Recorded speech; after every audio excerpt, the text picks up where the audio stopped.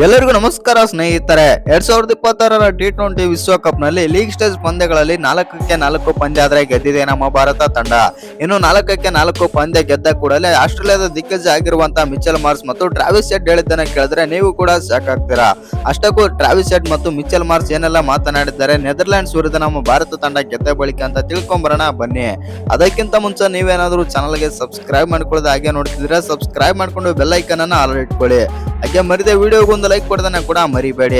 ಇನ್ನು ನಿಮ್ಮ ಪ್ರಕಾರ ನಮ್ಮ ಭಾರತ ತಂಡ ಈ ಬಾರಿ ವರ್ಲ್ಡ್ ಕಪ್ ನಲ್ಲಿ ಫೈನಲ್ ಪಂದ್ಯ ಆಡುತ್ತಾ ಇಲ್ವಂತ ಕಮೆಂಟ್ ಮಾಡೋದನ್ನ ಮರಿಬೇಡಿ. ಇನ್ನು ನಮ್ಮ ಭಾರತ ತಂಡ ಬಂದ್ಬಿಟ್ಟು ನೆದರ್ಲ್ಯಾಂಡ್ಸ್ ವಿರುದ್ಧ ಅಂದ್ರೆ ಲೀಗ್ ಸ್ಟೇಜ್ ಪಂದ್ಯದಲ್ಲಿ ಕೊನೆಯ ಪಂದ್ಯ ನೆದರ್ಲ್ಯಾಂಡ್ಸ್ ವಿರುದ್ಧ ಆದ್ರೆ ಆಡಿತು. ಇನ್ನು ಈ ಪಂದ್ಯದಲ್ಲಿ ಬಂದ್ಬಿಟ್ಟು ನಮ್ಮ ಭಾರತ ತಂಡ ಮೊದಲು ಬ್ಯಾಟಿಂಗ್ ಮಾಡಿ 193 ರನ್ ಆದ್ರೆ ಹೊಡೆಯುತ್ತೆ. ಇನ್ನು ಈ ಪಂದ್ಯ ಬಂದ್ಬಿಟ್ಟು ಅಹಮದಾಬಾದ್ ನ ನರೇಂದ್ರ ಮೋದಿ ಸ್ಟೇಡಿಯಂ ನಲ್ಲಿ ಆದ್ರೆ ನಡೆಯುತ್ತೆ ಅಂತಾನೆ ಹೇಳ್ಬೋದು. ಆ ಕಾರಣದಿಂದಾಗಿ ಈ ಪಂದ್ಯದಲ್ಲಿ ನಮ್ಮ ಭಾರತದ ಬ್ಯಾಟರ್ಸ್ ಅಬ್ಬರಿಸುತ್ತಾರೆ ಅಂತ ಅಂದುಕೊಂಡಿದ್ದೆವು. ಆದ್ರೆ ಅಲ್ಲಿ ಆಗಿದ್ದೇ ಬೇರೆ. ಅಭಿಷೇಕ್ ಶರ್ಮಾ 0 ರನ್ಗೆ ಮತ್ತೊಮ್ಮೆ ಡಕ್ಔಟ್ ಆಗುವ ಮೂಲಕ ಕೆಟ್ಟ ದಾಖಲೆಯನ್ನಾದ್ರೆ ಬರೀತಾರೆ.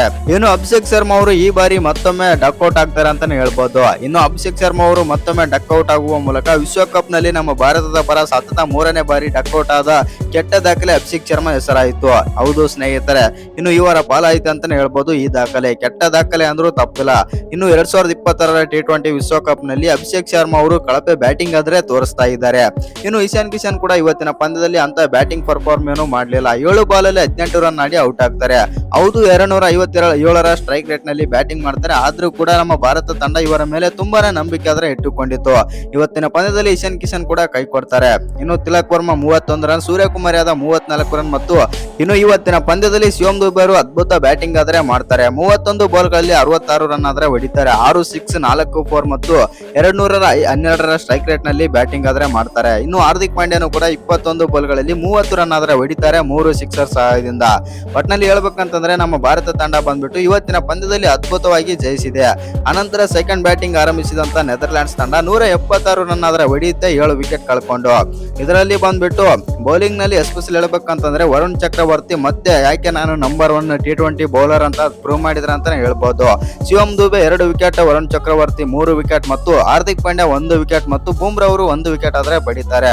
ಇನ್ನು ಈ ಪಂದ್ಯ ಗೆದ್ದ ಕೂಡಲೇ ಮಾತನಾಡಿದಂತ ಆಸ್ಟ್ರೇಲಿಯಾದ ದಿಗ್ಗಜರಾಗಿರುವಂತಹ ಮಿಚೆಲ್ ಮಾರ್ಷ್ ಮತ್ತು ಟ್ರಾವಿಸ್ ಹೆಡ್ ಏನೆಲ್ಲ ಮಾತನಾಡಿದ್ದಾರೆ ಅಂತಂದ್ರೆ ಭಾರತ ತಂಡ ತುಂಬಾನೇ ಬಲಿಷ್ಠವಾಗಿದೆ ಮತ್ತು ಈ ಬಾರಿ ಭಾರತ ತಂಡ ಫೈನಲ್ ಹೋಗಲು ಫೇವರೇಟ್ ಅಂತಂದು ಹೇಳಿದ್ದಾರೆ ಅಂತಾನೆ ಹೇಳ್ಬೋದು. ಇನ್ನು ಮಿಚೆಲ್ ಮಾರ್ಷ್ ಏನೆಲ್ಲ ಮಾತಾಡಿದ್ರೆ ಅಂತಂದ್ರೆ ಭಾರತ ತಂಡ ಬ್ಯಾಟಿಂಗ್ ಮತ್ತು ಬೌಲಿಂಗ್ ಎರಡರಲ್ಲೂ ತುಂಬಾನೇ ಸ್ಟ್ರಾಂಗ್ ಆಗಿದೆ ಮತ್ತು ಬಲಿಷ್ಠವಾಗಿದೆ.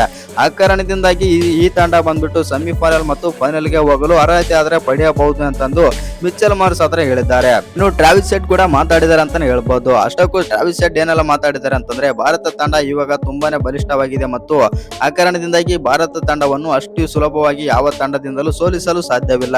ಈ ಬಾರಿ ಭಾರತ ತಂಡ ಫೈನಲ್ ಹೋಗಲು ಫೇವರೇಟ್ ಆಗಿದೆ ಮತ್ತು ಕಪ್ಪು ಗೆಲ್ಲುವ ಫೇವರೇಟ್ ತಂಡ ಅಂತಂದು ಟ್ರಾವಿಸ್ ಹೆಡ್ ಆದ್ರೆ ಹೇಳಿದ್ದಾರೆ. ಇನ್ನು ಈ ವಿಡಿಯೋ ಇಷ್ಟ ಆಗಿದ್ರೆ ಒಂದು ಲೈಕ್ ಮಾಡಿ, ಶೇರ್ ಮಾಡಿ, ಹಾಗೆ ಇನ್ನು ಯಾರು ಚಾನಲ್ಗೆ ಸಬ್ಸ್ಕ್ರೈಬ್ ಮಾಡ್ಕೊಂಡಿಲ್ಲ ಸಬ್ಸ್ಕ್ರೈಬ್ ಮಾಡ್ಕೊಂಡು ಬೆಲ್ ಐಕನ್ ಅನ್ನ ಆಲ್ ಇಟ್ಕೊಳ್ಳಿ.